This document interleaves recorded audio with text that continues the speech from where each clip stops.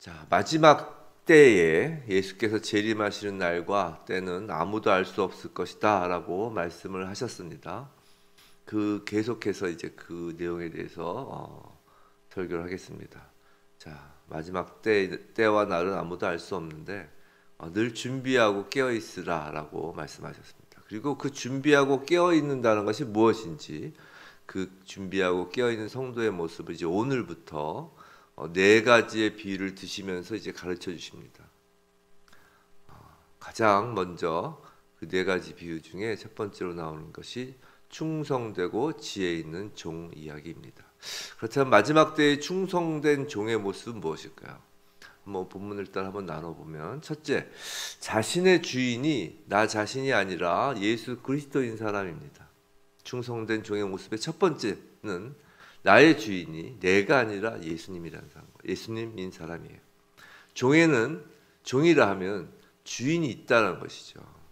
성도는 모두 예수 그리스도를 주님이라고 고백한 사람들입니다. 이것이 우리의 신앙 고백의 기초예요.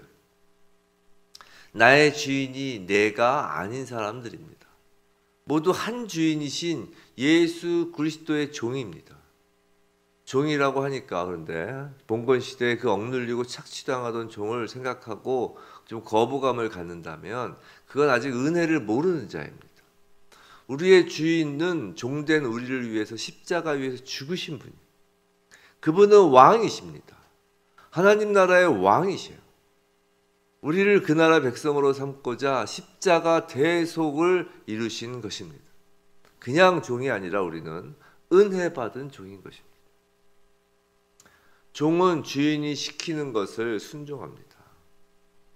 처음 예수를 믿었을 때부터 마지막 때까지 우리가 예수의 종임을 잊지 않는 것, 그것이 가장 기초입니다.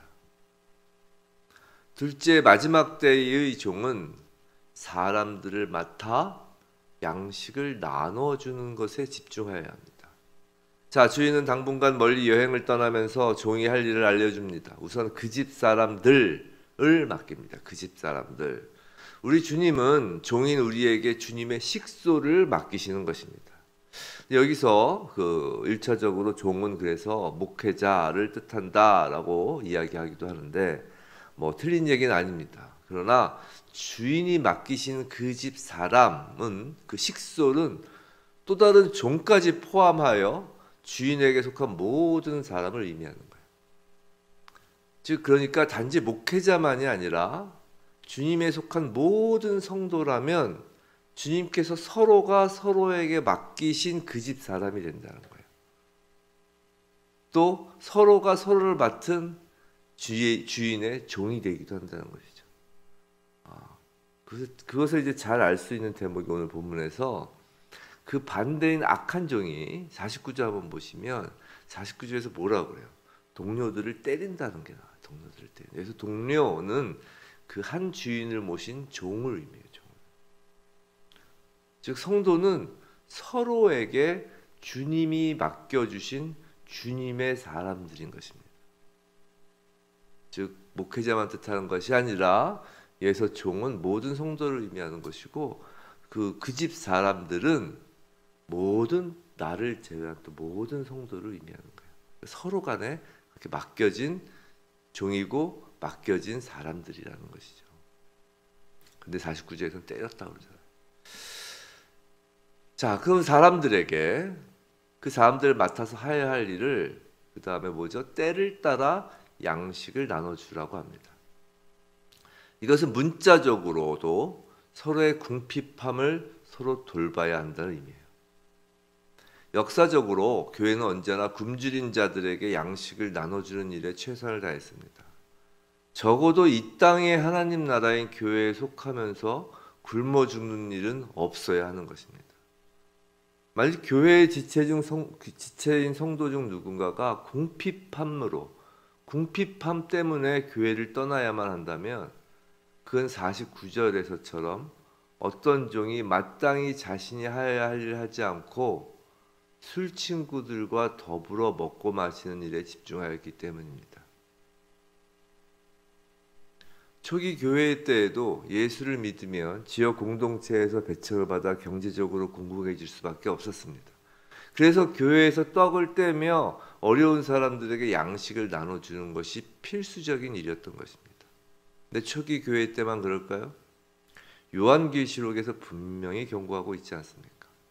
마지막 때가 가까이 오면 짐승의 수를 받지 않으면 매매를 할 수 없다고 하였습니다. 충성되고 지혜로운 종이 마지막 때가 되면 더욱 필요할 때가 오는 것입니다. 그리고 영적으로는 이 양식을 때를 따라 나눠준다는 것은 영적으로는 이제 영적 양식인 하나님의 말씀을 때를 따라 나눠주는 일입니다. 이건 역시 목회자에게만 한정되는 말씀은 아닙니다. 성도는 모두가 하나님의 말씀을 맡은 자들이기 때문이죠. 하나님의 말씀을 맡은 자를 구약에서는 선지자라고 합니다. 예언은 말씀을 맡았다라는 의미예요. 맡았다.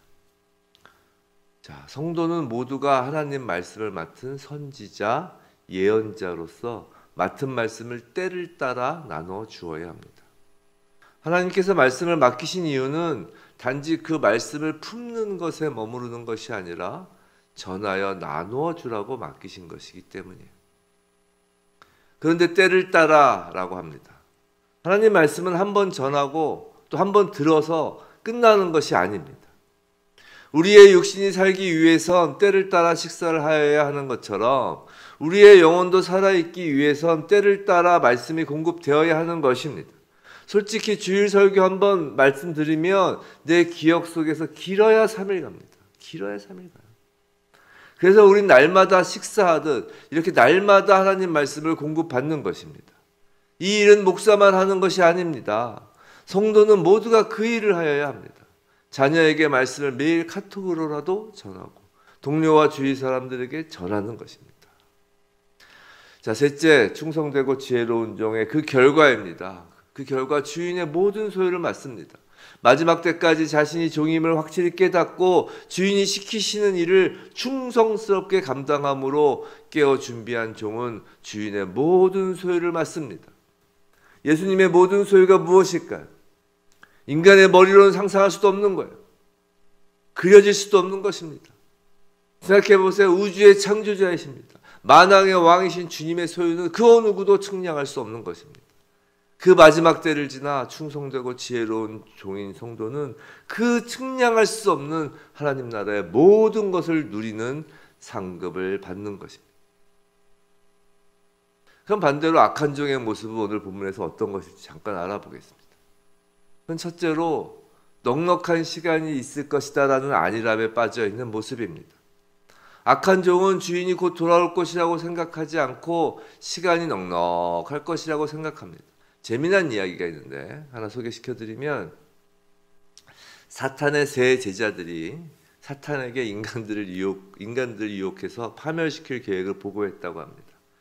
자, 첫째 제자가 사탄에게 난 인간들에게 하나님이 없다라고 말하겠습니다 라고 했습니다. 사탄은 대답하기를 야야야 그 말로는 많은 사람을 미혹하지 못한다. 사람들은 다 하나님이 있다는 것을 거의 다 알고 있기 때문이야 라고 이제 했다고 해요. 둘째 제자가 그럼 나는 사람들에게 이번엔 지옥이 없다고 말하겠습니다 라고 했다고 해요. 사단이 대답하기를 야 얘야 그런 방법으로는 아무도 속이지 못한다. 사람들은 지금까지도 죄를 지으며 지옥에 가는 줄 알고 있다 라고 했다는 거예요. 자, 그래서 마지막 셋째가 나왔습니다. 셋째가 얘기하길 나는 사람들에게 급히 서둘러 준비할 필요가 없다고 말하겠습니다 라고 했다. 그러자 사단은 그 셋째에게 가라. 너는 수많은 사람을 파멸시킬 수 있으리라 라고 했다는 거예요. 그런 이제 이야기가 있는 거예요. 자, 많은 착각 중에서도 가장 위험한 것은 넉넉한 시간이 있다는 착각입니다. 성도 여러분, 내일에 의존하는 것은 매우 위험합니다. 내일까지 기다릴 수 없는 일이 있고 인간에게는 무엇보다 내일이 보장되어 있지 않기 때문입니다.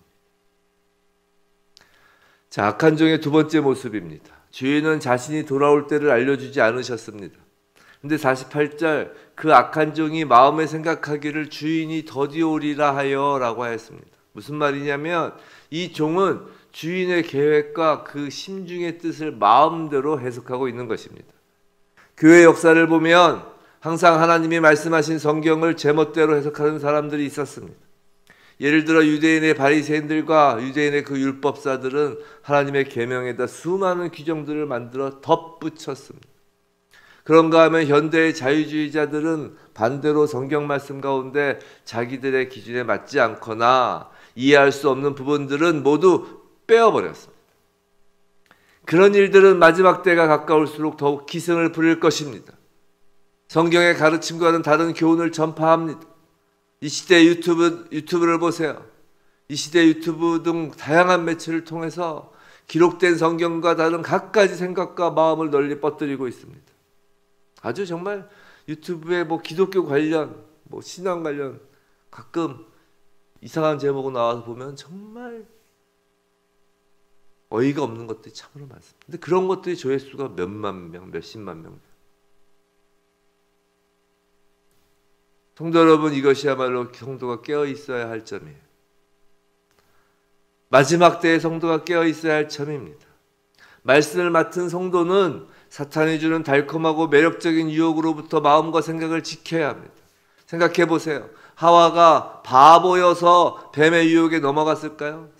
절대 그렇지 않습니다. 하나님이 아담을 도울 배필로 하나님이 직접 창조하셨어요. 사람을 도울 능력과 지혜를 충분히 하와에게 주셨습니다. 그런 하와도 뱀의 간사함에 넘어갔다면 누구라도 방심할 수 없는 것입니다. 뱀이 어떻게 속였나요? 하나님 말씀을 덧붙이고 빼면서 속였잖아요. 그 지혜로운 하와도 넘어간 거예요. 내가 똑똑하고 내가 지혜롭고 내가 강인하여 생각과 마음을 지키는 것이 아닙니다. 내가 아니라 말씀에 의지할 때 깨어 있을 수 있습니다. 오직 말씀이 내 가슴에 심겨져 있을 때 말씀을 흐트러뜨리려는 사단의 그 유혹으로부터 우리가 지켜줄 수 있는 거예요. 말씀은 말씀으로 지켜지는 것이에요. 오직 성경 말씀만이 주님의 종된 우리를 지키고 깨어있게 하는 것입니다. 부디 이 새벽에 하나님 말씀을 맡은 자로서 깨어 준비된 마지막 때의 그 충성되고 지혜로운 종이 바로 저와 여러분이길 주님의 이름으로 축원합니다.